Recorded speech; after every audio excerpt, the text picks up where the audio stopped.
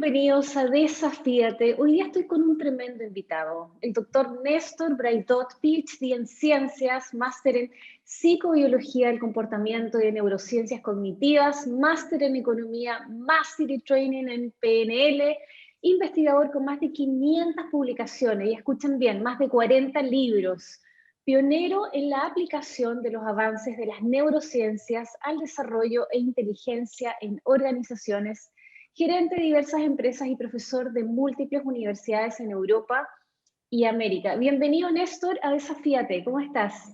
¿Qué tal? ¿Qué tal? Muy bien. Qué gusto verte y qué gusto estar contigo este tiempo. Me encanta. Bueno, yo feliz, me siento honrada de que estés con nosotros hoy día para hacernos reflexionar de una temática que es tan relevante como es la neurociencia. Y más que la neurociencia es como todas estas investigaciones, ¿cierto? Y todo esto que tú has venido aprendiendo, investigando, recogiendo, puede realmente afectar a nuestra vida diaria, como es el estudio de nuestro cerebro.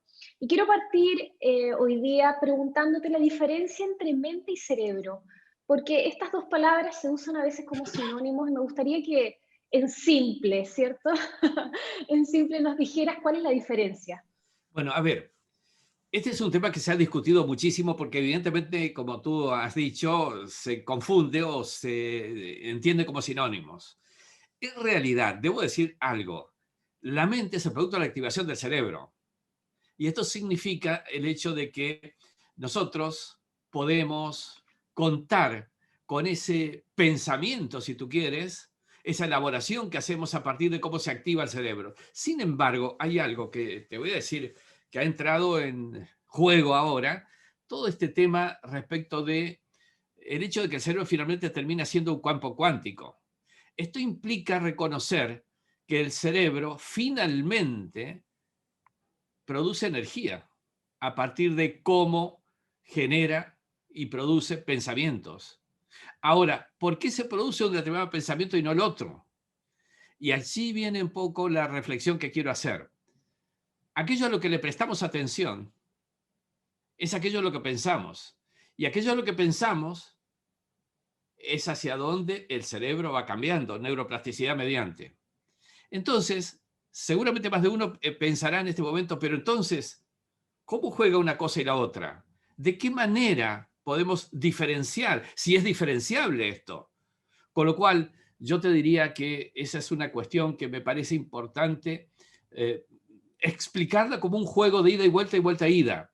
Me refiero al hecho de que si yo decido pensar porque presto atención a algo, estoy activando mi cerebro. Si yo activo mi cerebro, puedo hacer que mis pensamientos jueguen de una manera determinada. Sé que esto suena un poquito complejo, pero ciertamente es en donde estamos hoy. ¿De qué manera podemos interactuar haciendo que nuestro cerebro cambie o cambiando nuestro cerebro para producir un determinado pensamiento?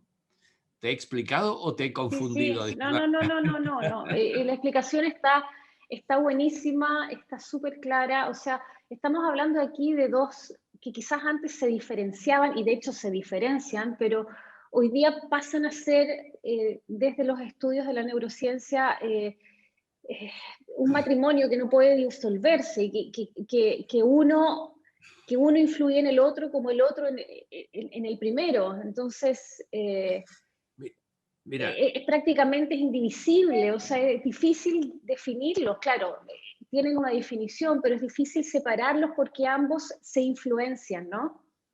sí, sobre todo porque han aparecido investigaciones ahora recientes que nos están explicando algo más, incluso hasta superando el concepto que teníamos en neurociencias hasta hace unos años atrás. Fíjate que hay algunas investigaciones últimas, originadas fundamentalmente en HeartMath, es decir, el Instituto de Matemáticas del Cerebro, que nos indican la existencia de estructuras neuronales en el corazón. Fíjate que eso es un descubrimiento muy importante, porque reconoce el hecho de que finalmente el corazón es algo más que una bomba que hace fluir sangre, sino que tiene estructuras neuronales que funcionan como si fuera un cerebro.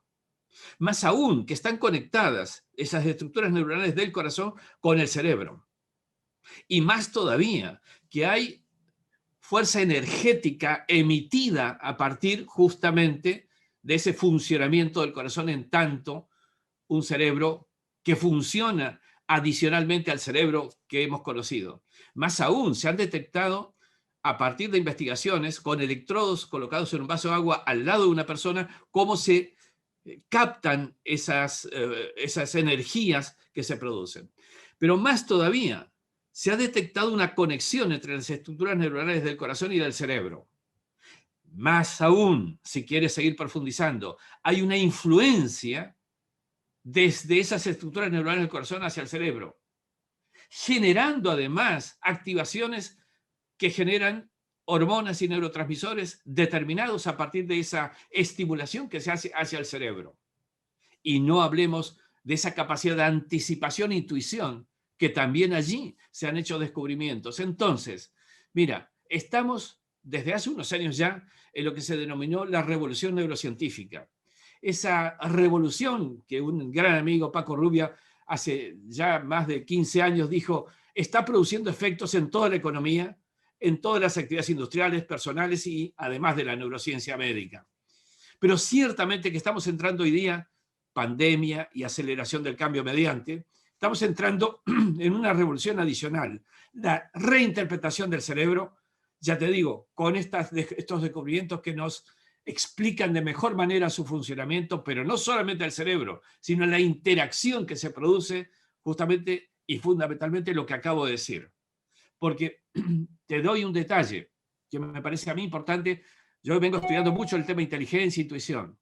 Pues se detectó justamente con pruebas que existe capacidad de anticipación en las estructuras neuronales del cerebro, así como las del corazón también.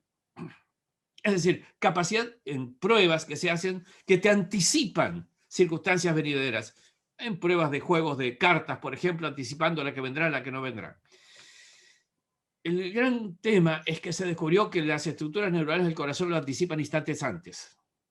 Y eso significa entonces que ante la conexión corazón-cerebro, estructura neuronal del corazón y cerebro, esos instantes antes significan que quizá el corazón está anticipándole al cerebro qué es lo que viene.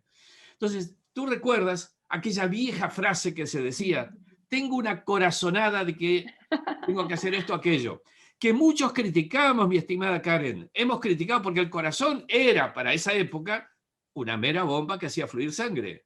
Cuando las vueltas de la vida nos explican hoy día que en realidad nada más cierto que aquello, porque finalmente estás teniendo capacidad de anticipación. Buenísimo, excelente. Entonces, esta pregunta inicial de la diferencia entre mente y cerebro está en evolución, está en desarrollo y además de eso incorporas esta investigación que señalas, que de hecho yo la tenía programada dentro de las preguntas del HeartMath Institute, que efectivamente descubrió esto que tú mencionas respecto de que el corazón irradia, ¿cierto?, energía y que es capaz de conectarse con el cerebro y mandar mensajes, etcétera. Entonces, tomando esa misma pregunta y ya que me ayudaste con esta reflexión, ¿cómo podemos gobernar, si es posible, entonces, esta expresión de energía para bien? Porque si estamos diciendo que en el fondo el corazón puede a 3 metros expresar, puede comunicar, ¿sí?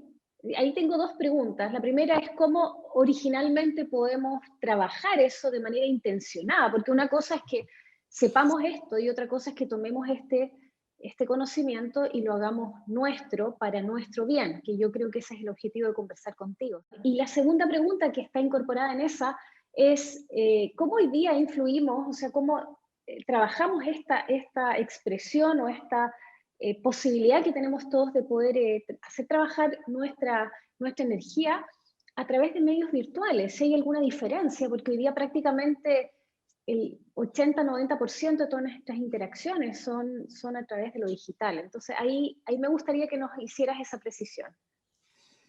En primera instancia, el conocimiento intelectual por el conocimiento mismo hoy día requiere indispensablemente de que tenga no solamente una asunción en cada uno de ese concepto renovador de lo que veníamos trayendo, sino que además necesita que tengamos el cómo ponerlo en práctica, cómo hacerlo carne en cada uno de nosotros.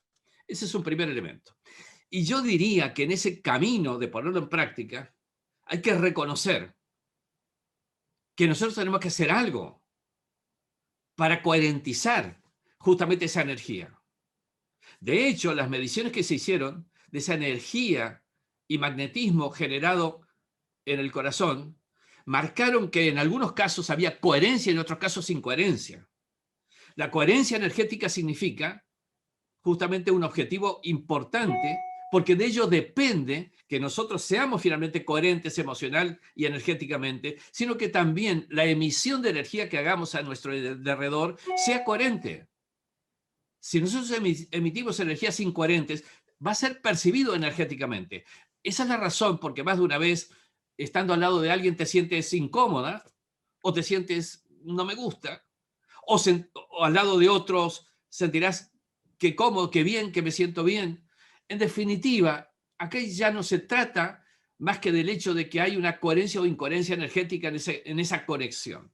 Entonces, yendo a la práctica, para plantear un ejercicio, yo lo hice en las meditaciones del 21, de los días 21 de cada 21 de este año 21, hace 2 meses, en mayo, fue en mayo, el 21 de mayo, yo hice un ejercicio muy práctico en ese sentido. Primero y principal, hay que generar esa armonía que te dé coherencia interior. ¿Cómo se genera? Mira, es una práctica sencilla.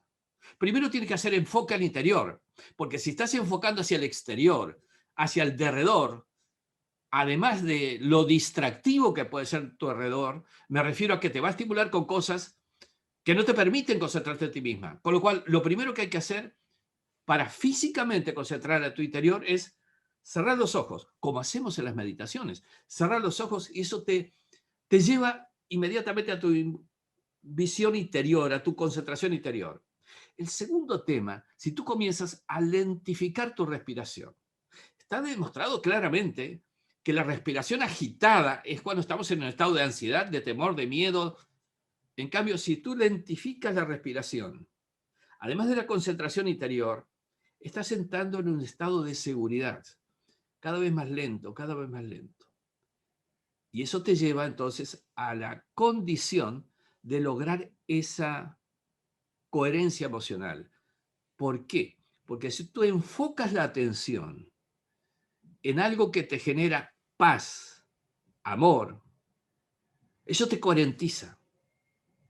Eso cambia tu frecuencia, aumentando a frecuencias coherentes. Entonces, enfoque interior, estado de seguridad, generación de coherencia por el enfoque. Y eso te permite entrar en un estado de equilibrio emocional con coherencia y alta frecuencia. Eso es lo que producen las personas a las cuales, sin saber por qué, notas que te influencian. Y te voy a poner un caso concreto. Hace tiempo yo trabajaba en un ambiente que tenía que ver con relaciones exteriores, relaciones internacionales, y en un evento justamente del consejo se invitó a un conferencista. Un salón lleno total por el conferencista. Al salón se entraba desde la puerta de atrás. El escenario estaba en el frente. Era tanta la gente que, recuerdo, un senador de la nación de 78 años estaba sentado en el suelo porque no había lugar. ¿Ya? Sin embargo, cuando el conferencista pisó la entrada del salón que estaba detrás, todos estábamos mirando hacia el escenario, todo el mundo se dio cuenta que había pasado algo. El que había entrado era Dalai Lama a dar su conferencia.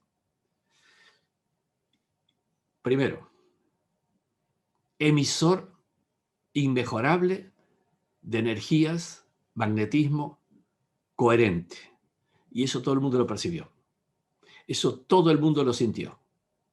Más allá de la conferencia, que fue impecable, por cierto. Pero lo que quiero decir es que todos podemos lograr esa situación y no hace falta que vayamos al Tíbet durante 20 años. Aquí, en el medio de la realidad, esto es posible. Y más te digo, mi estimada Karen, para ser exitoso en las profesiones, cualquiera sea la que tengamos, desde líder, especialista en coaching, en marketing, en ventas, si tú adquieres un estado de coherencia emocional, energético, vas a lograr que ese estado sea percibido por el otro y va a sentirse bien contigo. No importa luego cuál sea tu profesión, se siente bien y entonces ese estado le genera a tu interlocutor, cualquiera sea la relación, una predisposición.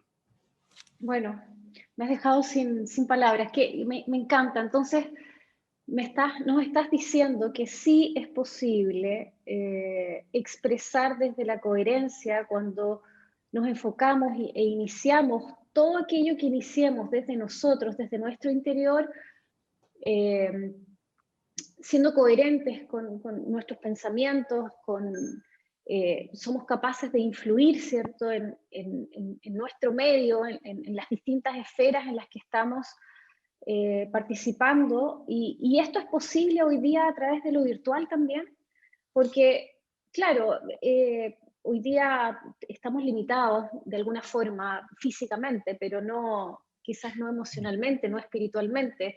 Seguimos en contacto con otras personas. Entonces, ¿cómo podemos trabajar esto a través de la virtualidad? Mira, primero déjame decirte una especie de reflexión introductoria a lo que estás preguntando. Yo debo ser muy claro. Nuestra coherencia e incoherencia refiere también a lo que queremos encarar. Mi proyecto, si yo estoy en estado incoherente, mi proyecto va a recibir esa incoherencia, con lo cual mi proyecto no está recibiendo la fuerza suficiente, coherente, para que se concrete. Al contrario, tiene fuerzas que podríamos decir son entorpecedoras. Primer punto. Y eso refiere también al trabajo en conjunto de equipos. Ahora, debo decir algo. Y te digo qué es lo que está ocurriendo ahora. ¿Qué tanto importa la distancia? Presupongo que estamos en países diferentes, con distancias geográficas más o menos, pero ¿de verdad eso entorpece la conexión? Pensemos que el cerebro, o realmente esta redefinición, si quieres, de esta circunstancia energética, nos plantea entonces una realidad que de paso el estudio de la cuántica aplicada nos explica que no hay tiempos, que no hay espacios y que no hay individualidad. Yo creo que independientemente de que el medio que utilicemos signifique espacialmente una distancia o no, pero ese es un concepto que diría está en un estadio diferente al plano de análisis que estamos haciendo. Hoy están jugando otros factores en el análisis de la conexión entre personas. Más aún, si empezamos a entender que somos parte de una matriz energética más amplia, todos y cada uno, entonces todos y cada uno estamos conectados, independientemente de ese viejo concepto de espacio, tiempo e individualidad. Bueno, tremenda reflexión. Somos todos parte de una gran matriz energética. Me encantó esa frase.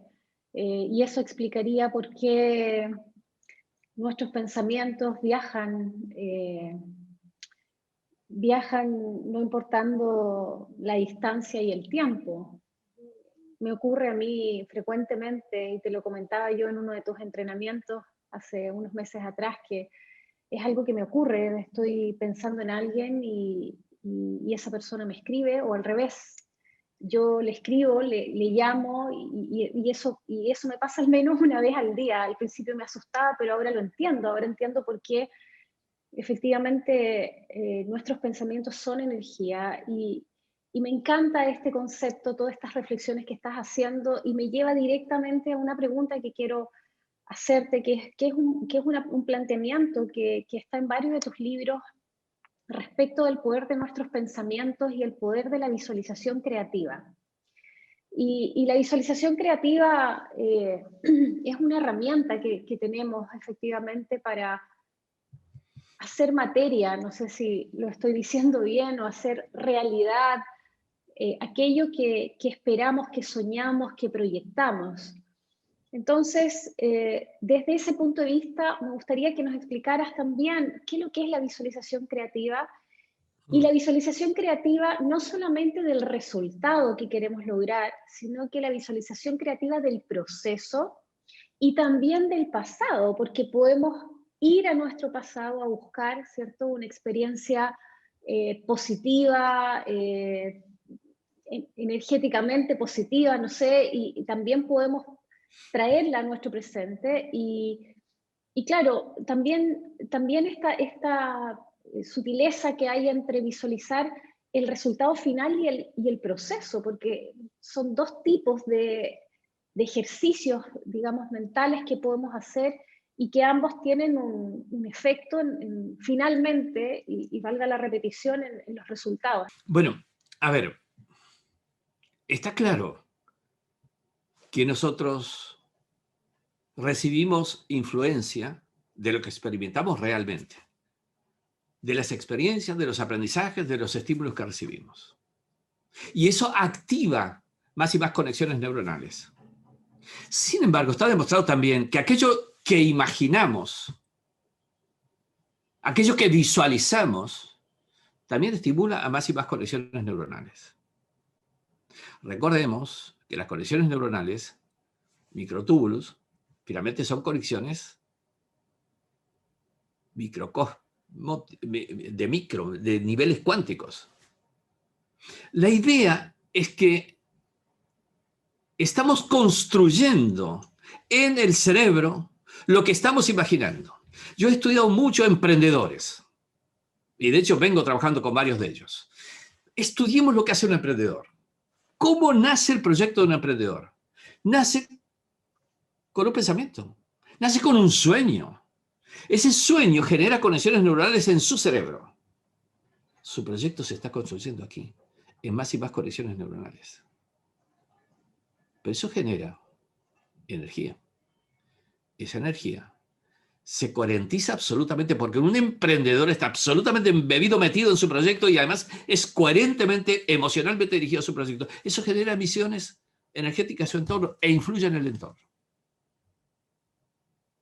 Visualizar creativamente significa construir imaginariamente, porque ese es el cimiento de lo que quieres concretar luego. Esa generación energética de tu proyecto que influye en el entorno significa el primer paso a la precipitación en realidad de ese proyecto. Y eso me parece importante decirlo porque la idea es que si somos coherentes en lo que venimos diciendo, de que generamos pensamientos con energía y esa energía se expande en tu entorno, estamos generando influencia hacia tu proyecto. Ahora, para poder trabajar realmente el desarrollo de capacidad de éxito de las personas, es necesario, dijimos hace un momento, contar con equilibrio emocional y armonía. Pero, Karen, en tu historia, ¿toda tu historia es emocionalmente positiva? ¿Qué te ha pasado a tus 20, a tus 15, en tu temprana edad? Ahora, ¿qué tanto eso que quizá en tu memoria no lo tienes registrado tan claramente, pero no te está influenciando hoy día? ¿No te está condicionando incluso hoy día? Entonces, y esto lo hacemos en los programas de entrenamiento cerebral que hacemos de larga duración, es una resignificación ya no solamente de lo que te ocurre en el día para no entorpecer tu periodo de sueño de ese día, sino que tienes que hacer una resignificación histórica. ¿Qué significa esto? Tienes que visualizar aquello que te ocurrió y transformarlo en un aprendizaje. De lo contrario, perdurará durante toda tu vida. Tremendo, sí, sin duda. O sea, empezar a remirar el pasado y esas experiencias quizás dolorosas o complicadas digamos que dejaron alguna huella, extrayendo de ellas aquello Sí, que realmente nos dejaron de manera positiva en vez de dejarlas como una herida, ¿sí? Quisiera hacerte una pregunta que me encanta hacerla porque es una pregunta que quizás no sé si te la han hecho antes, pero este podcast se llama Desafíate, y yo estoy convencida de que todos tenemos en algún minuto un punto de inflexión en nuestra vida en el que alguien o algo nos desafió. ¿Quién o qué recuerdas tú que te desafió y que fue un punto de inflexión en tu vida para quien eres hoy día? yo acostumbro a decir que he vivido varias vidas en una vida. Aunque he hecho regresión como práctica, pero digo, en esta vida he vivido varias vidas. Primer punto, fíjate, yo tuve una circunstancia muy particular, muy difícil en mi temprana edad. A los 15 años, sin la secundaria terminada, mi padre fallece y me deja con un sueño en el primer impacto frustrado. La universidad más cercana a 800 kilómetros y la secundaria sin terminar. Ese fue un momento durísimo, pero que me provocó un cambio importante y allí aprendí. Y aprendí mucho. Yo recuerdo a mi hermano mayor, con el cual compartíamos habitación, me decía, ¿qué te pasa que todas las noches sueñas que eres Superman?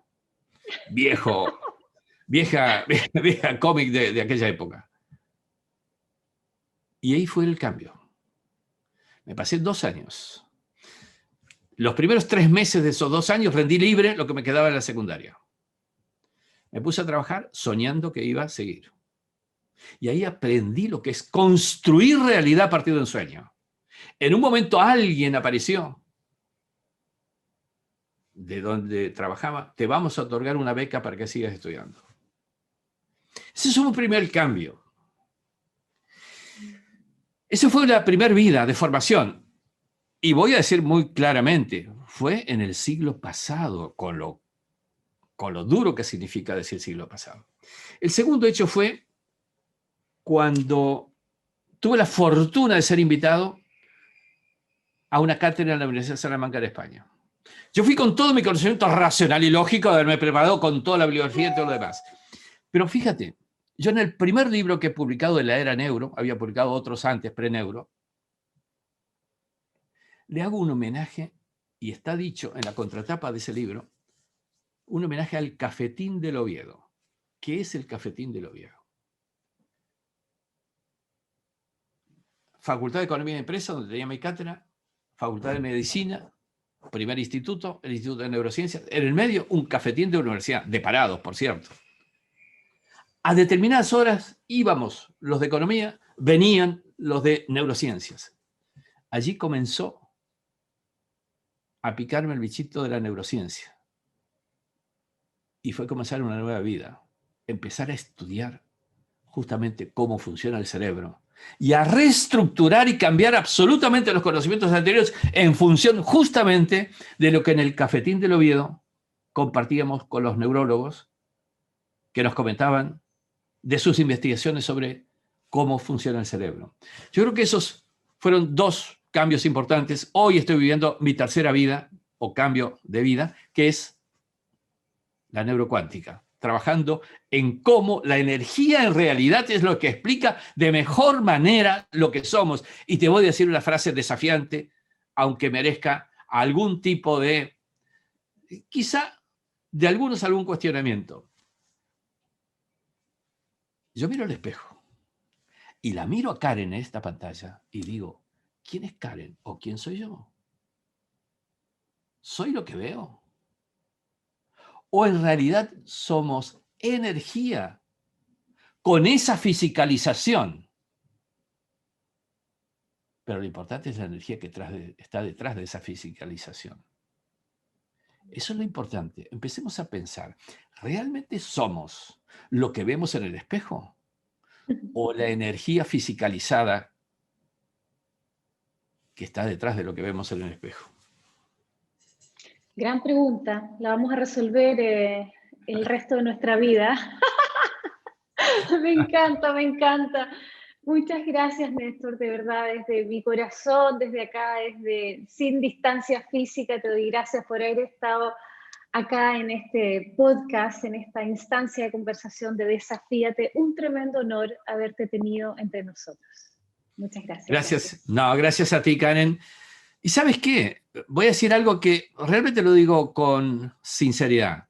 Gracias por provocarme a pensar cosas, porque vivimos aprendiendo permanentemente.